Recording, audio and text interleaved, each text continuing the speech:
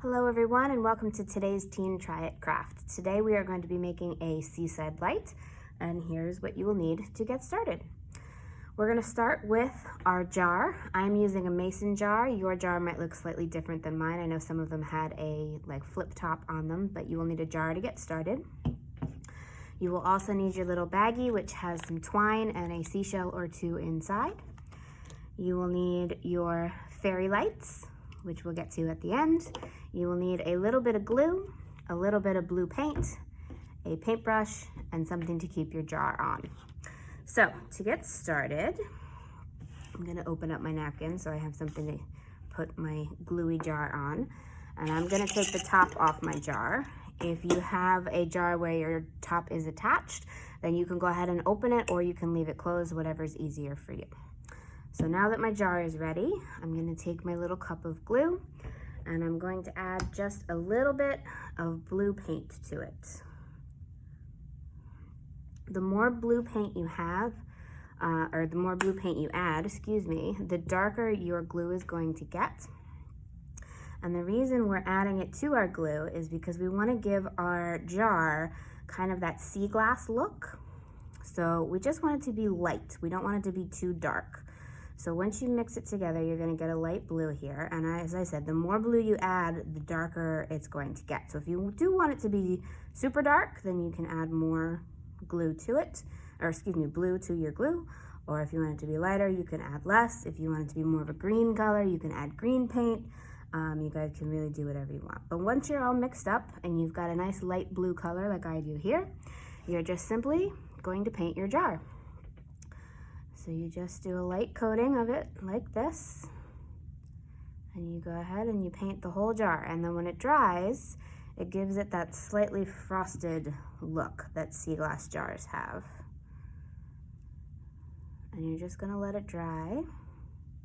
And be careful at the top there. You can see I'm getting a bit of overflow.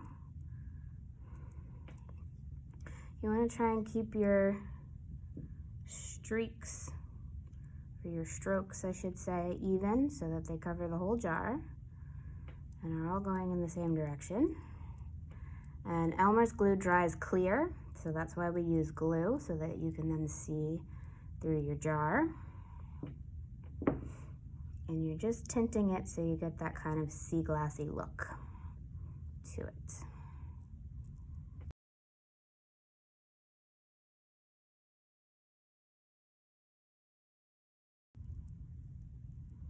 Be careful you don't get any bubbles. Make sure your glue is all even. I might actually add a little bit more paint and do a second coat on mine, because this isn't quite as dark as I wanted it to be.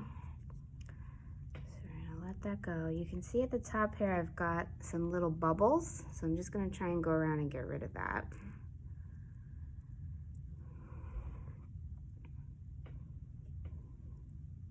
Although we are going to cover it later on.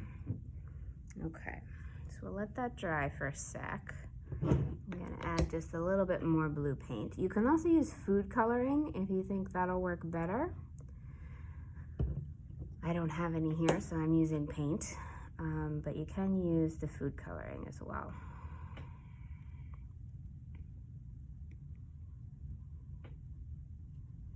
There we go, slightly darker color.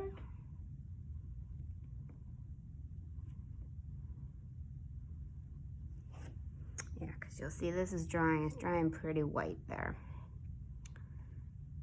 So we'll do a second coat with some blue.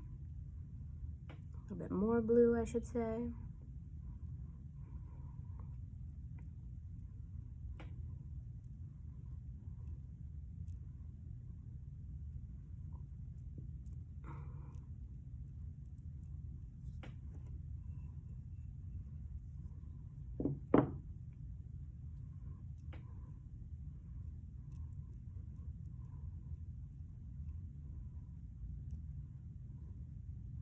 And if you really hate the color you end up with, you can wash your jar off while your glue is still wet and start again.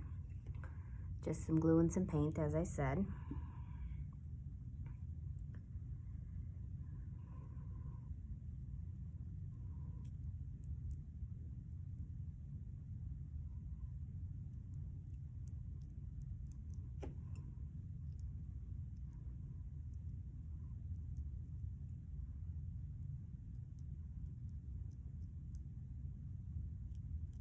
Okay, I like the color of that a little bit better. So what we're gonna do is I'm actually just gonna let it dry, and we'll be back in a second to show you the next step.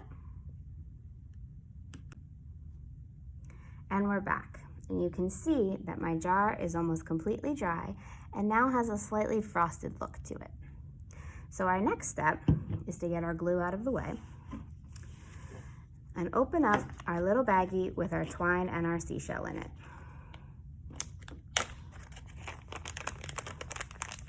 And this is just for a little bit of decoration. So if you have more twine at home, you're certainly welcome to use that and be as creative as you'd like. If you'd rather use yarn or some kind of string, you can also do that as well. There's a couple of different ways you can use the twine. Some people would want to wrap it around the bottom. So what you do is you take a little glue and then wrap it around the bottom of your jar, or the middle, whatever you want to do, like so. And you make a little decoration. And I'm sure you guys have seen jars like this before with some twine wrapped around them. In my case, I'm going to put it around the top so that I can also use it to attach my seashell. So what I'm going to do is wrap it around the top of my jar like this a few times. And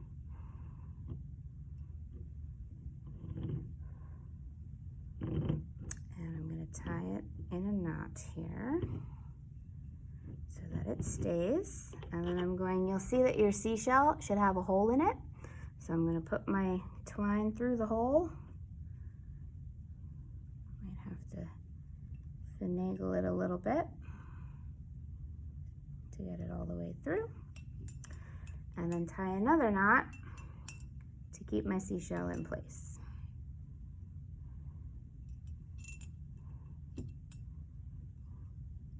And then of course you can take the scissors and trim the twine as need be. Mine's not very pretty at the moment because it's a little long. So I'd probably take some scissors and trim it up a little bit. But there you have a nice seashell decoration.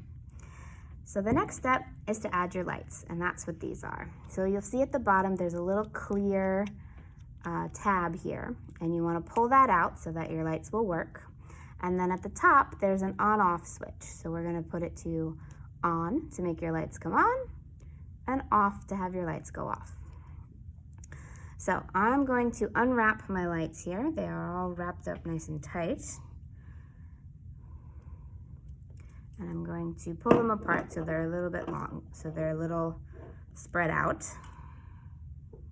And this could get a little tricky because it is a wire.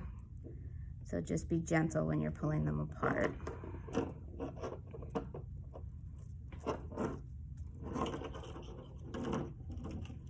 It's never easy. They never make it easy to pull apart, do they?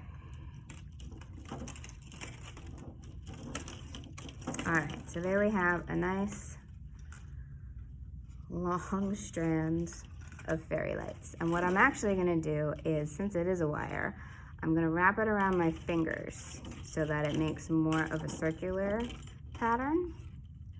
And then I'm gonna put that circular pattern into the jar, kind of like a column. So see, it makes kind of an accordion-like shape. I'm gonna put that inside my jar. Keep going here.